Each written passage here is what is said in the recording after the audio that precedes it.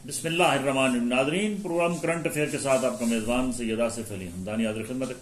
Nadreen, 30 अप्रैल गुजर गया, आज 3 मई हो गई है और अभी तक अल हयात के जितने मुतासरीन हैं वो उसी तरह इज़्तिराब का शिकार हैं। उनको फिर एक नई लॉलीपॉप दे दी गई है कि अब आपको 20 या 21 मई तक जो है वो आपके मामलात विड्रॉल के जो हैं वो मसले हल हो जाएंगे। सीईओ साहब बार बार एक मैसेज छोड़ रहे हैं। सीईओ साहब ने जितनी भी पहले तारीखें दी हैं किसी पे भी आज तक कमिटमेंट ऑनर नहीं हो सकी, जिसकी वजह से जो मुतासरीन हैं उनके अंदर जो है वो इस वक्त भी जो है वो अदम एतमाद है। जाहिर बात है, जिस बंदे ने करोड़ों अरबों रुपए अपनी, कईयों के मेरे पास मैसेज मौजूद हैं, उन्होंने कहा कि हमने अपने घर बेचे हैं, कईयों ने कहा हमने अपनी बीवियों के जेवर बेचे हैं, कईयों ने कहा जी कि हमने कमेटी डाल के थोड़े थोड़े पैसे करके, छोटे छोटे इन्वेस्टर हैं, किसी का 2 लाख 5 लाख 10 वाला, तो वो तो बेचारा कह रहा है जी कि मेरे तो इतने मसाइल पैदा हो गए हैं क्योंकि मेरी आस उम्मीद अल हयात थी कि इससे जो मंथली मुझे कुछ आना था उससे मेरे घर का चूल्हा जलना था। अब सीईओ साहब कुछ रसीदें जो आपने यकम और 2 आपके कंपनी की तरफ से जो शेयर की गई हैं वो उनके ऊपर भी तहफुजात आज तक कायम उदायम है और लोग कह रहे हैं, जितने भी मुतासरीन हैं वो कहते हैं कि ये एक जगह बैठ के फेक किस्म की जितनी भी थी ये इजी पैसा अकाउंट की रसीदें बना के ये भेजी गई हैं। अब सवाल ये पैदा होता है कि लोगों के आपने जब ये किसी का आप अकाउंट ओपन करते हैं अल हयात कंपनी के अंदर तो उसके साथ आप बैंक अकाउंट जो है वो उसको नथी करते हैं कि इसके जरिए आपको बाइज्जत तरीके से, बावकार तरीके से आपके अकाउंट में जो है वो जो भी आपका माहाना प्रॉफिट बनेगा वो और साथ ही आपकी जो बेसिक अमाउंट होगी उसका भी 7% आपको मिल जाएगा।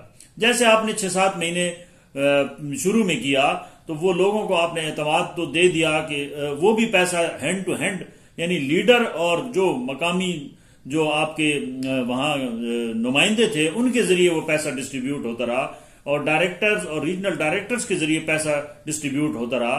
लेकिन पिछले 5 माह से वो सिलसिला बंद होने से अब लोगों की आस उम्मीदें जो हैं वो आखिरी दम तोड़ रही हैं। लोगों को आपकी किसी बात पे इसलिए एतमाद नहीं आ रहा है क्योंकि आपके जितने भी लीडर्स हैं और आपके जितने डायरेक्टर्स हैं, रीजनल डायरेक्टर्स हैं, उन्होंने लोगों को बहुत लॉलीपॉप दी हैं और वो अभी तक दे रहे हैं। अब सवाल ये पैदा होता है कि अब आखिरी आपके डायरेक्टर साहबान का भी यही मौकिफ है कि हमारे पास कुछ प्रॉपर्टीज हैं वो हम सेल करके फिर आपके जो है विड्रॉल का मसला हल करेंगे। यहां पे सबसे बड़ा सवाल यह है कि जिन डायरेक्टर्स जो कल तक कंगले थे, जो रीजनल डायरेक्टर जिनके पास कुछ नहीं था, वो आपकी कंपनी की वजह से वो 1 साल के अंदर अंदर करोड़ों पति अरबपति बन गए हैं, तो वो आप उनसे कुर्बानी क्यों नहीं लेते? आपके डायरेक्टर्स की जो है वो एसेट वो करोड़ों और अरबों के हैं, तो आप ये प्लाट उनके खाते में क्यों नहीं डालते और उनसे आप कैश ले लें? जाहिर बात है उन्होंने इसी कंपनी से कमाया, इसी कंपनी के ऊपर अब जब मुश्किल वक्त आया है और जब सीईओ साहब जहांजेब आलम साहब पे मुश्किल वक्त आया है तो वो अब क्यों लोगों को फिर ट्रक की बत्ती के पीछे लगा रहे हैं कि फलां प्लाट बिकेगा तो हम आपके मामलात जो हैं वो क्लियर कर देंगे। ये तो कोई बात ना हुई क्योंकि वो खरीद सकते हैं, खरीदार आपके पास मौजूद हैं। सीईओ साहब आप इन्हीं लोगों को दें जिन्होंने इस कंपनी से बोनस की मद में, जिन्होंने इस कंपनी के अकाउंट लगाने की मद में ब्रोकर के तौर पे भी और एजेंट के तौर पे भी और डायरेक्टर के तौर पे भी तीनों तरीकों से उन्होंने मुनाफे कमाए हैं। लोगों की जमा पूंजियों पे उन्होंने मुनाफे कमाए हैं। इनकी जाती अमाउंट इतनी नहीं लगी हुई है जितनी इन्होंने टीमें बना के मुख्तलिफ एरियाज के अंदर लोगों को और नेशनल लेवल पे, इंटरनेशनल लेवल, ओवरसीज पाकिस्तानियों से पैसे लिए हैं। तो इनका इतना हक तो बनता है कि अगर कंपनी के पास एसेट मौजूद हैं तो ये कंपनी के एसेट क्यों नहीं खरीद रहे हैं? इनको चाहिए ये कंपनी के एसेट खरीदें, आप इनको ये प्लाट दे दें, इनको बिठाएं। आप बाहर क्यों गाहक ढूंढ रहे हैं? गाहक आपके पास मौजूद है। जहांजेब आलम साहब इस वक्त जब मुश्किल है तो इनको कहना है, इन्होंने तो अपनी तिजोरियां भर ली हैं, इन्होंने अपनी प्रॉपर्टीज बना ली हैं, इनके आप लग्जरी किस्म के गाड़ियां देखें, इनके लग्जरी किस्म के घर देखें। आपके जितने भी अमला नीचे काम कर रहा है वो तो खुशहाल है। बदहाल कौन है? इन्वेस्टर है।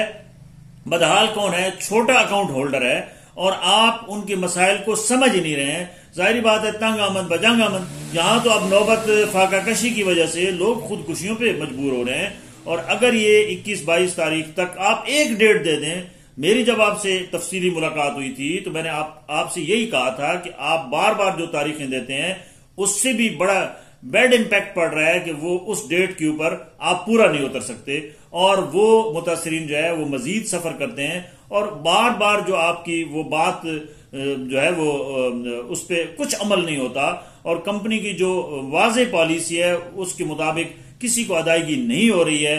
कभी वेबसाइट का बहाना है तो कभी लोगों की जो है वो मुख्तलिफ किस्म के उनको बताया जाता है कि ये प्रॉपर्टी इतने की बिकेगी तो इतने पैसे आ जाएंगे। आपके पास बहुत बड़े बड़े मगरमच्छ जिन्होंने आपकी कंपनी से पैसा कमाया है, आप उनको बिठाएं, उनको कहो कि ये प्रॉपर्टी आप अपने खाते में रख लो भाई, मुझे कैश इन हैंड चाहिए, और लोगों की आप विड्रॉल दें, क्योंकि विड्रॉल ना मिलने की वजह से बहुत सारे लोगों के चूल्हे बुझ चुके हैं, बहुत सारों के घर के अंदर जो है वो इस वक्त बीमार पड़े हैं, उनके लिए दवाई के पैसे नहीं है। बहुत सारे ऐसे लोग हैं जिन्होंने लोगों के उधार देने हैं और बहुत सारों ने अपनी बच्चियों की रुखसती करनी है, बहुत सारों ने और अपने मामलात करने हैं, वो सिर्फ आपके इंतजार में बैठे हैं। आप जरूर मैदान में मौजूद हैं लेकिन अमली तौर पे भी कुछ जो है वो बंदोबस्त करें। इतनी बड़ी कंपनी जिसका वॉल्यूम आप देखें कि कितने सारे एसेट्स हैं आपके, तो ट्रांसपोर्ट का शोबा आपने शो किया था आपने, और बहुत सारे जो है वो सिंध लीग, कश्मीर लीग, उसके ऊपर करोड़ों रुपए की इन्वेस्टमेंट की गई है। तो आप तो ये बैंक से भी पैसे ले सकते हैं और आपके ऊपर तो बैंक भी एतमाद कर सकते हैं क्योंकि आपका वॉल्यूम अरबों में है, करोड़ों में नहीं है। और अगर बैंक से भी आप कोशिश करते तो आपको इतने पैसे मिल चुके होते, एक जमीनी प्लग बैंक के पास कर देते और उससे आप इन लोगों का सर्वाइवल करते जो अभी भी इंतजार में है। अब आपने